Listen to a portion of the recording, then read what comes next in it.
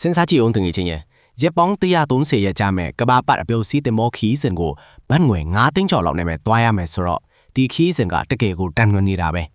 ဒီခီးစဉ်ကိုဘာစီလိုနာကနေစတင်မှာဖြစ်ပြီးကာဆာဘလန်ကာနဲ့ဆန်တာခရုစ်ဒီတန်နရီဖ်ကိုအရင်ဝင်မှာပါအဲ့ဒီကမှကစင်အတလန်တိတ်သမုဒ္ဒရာကိုဖြတ်ပြီးဘာဘီဒုစ်ကိုရောက်မယ်ပြီးရင်တော့ကာတာဟီနာဒီအိန္ဒိယစ်ကိုဆက်သွားမှာပါ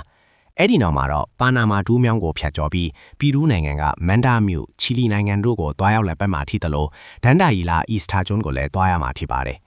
အဲ့ဒီနောက်မှာတော့ပစိဖိတ်သမုဒ္ဒရာကိုဖြတ်ကျော်ပြီးပီကင်းကျွန်းကိုရောက်မယ်ပြီးရင်တော့ French Polynesia ဆာမူဝါတုံဂါဖီဂျီနဲ့ဗာနူအာဒူတို့ကိုဆက်သွားမှာပါဩစတြေးလျနဲ့ပါပူဝါနျူဂီနီကြားကနေကစင်တင်ဘောကကျွန်တော်တို့အာရှဘက်ကိုဦးတည်လာမှာဖြစ်ပြီးပထမဆုံးအဖြစ်တိုကျိုကိုဝင်ပါမယ်အဲ့ဒီကမှတဆင်ထိုင်ဝမ်ဗီယက်နမ်ပြီးရင်တော့တောင်ဘက်ကစင်ကာပူနဲ့မလေးရှားတို့ကိုဆက်သွားမှာပါအဲ့ဒီနောက်မှာတော့တင်မောကနေတဆင်အိန္ဒိယသမုဒ္ဒရာကိုဖြတ်ပြီးတီတီလင်ကမော်ဒိုင်းနဲ့တောင်အာဖရိကကိုရောက်မယ်နမီးဘီးယားနဲ့ကိတ်ဖာဒီကိုဖြတ်ပြီးနောက်ဆုံးမှတ်တိုင်အဖြစ်စတင်ခဲ့တဲ့ဘာစီလိုနာကိုပြန်ရောက်မှာပါဘယ်လိုလဲတငယ်ချင်းရေဒီလိုဇင်ကြတဲ့အပျော်စီးတင်ပေါ်ချင်းနဲ့ကဘာဘက်ဖို့အစင်သင့်ဖြစ်ပြီလားဒါပေမဲ့ကျွန်တော်မှာတော့ပိတ်စာမရှိဘူးလေ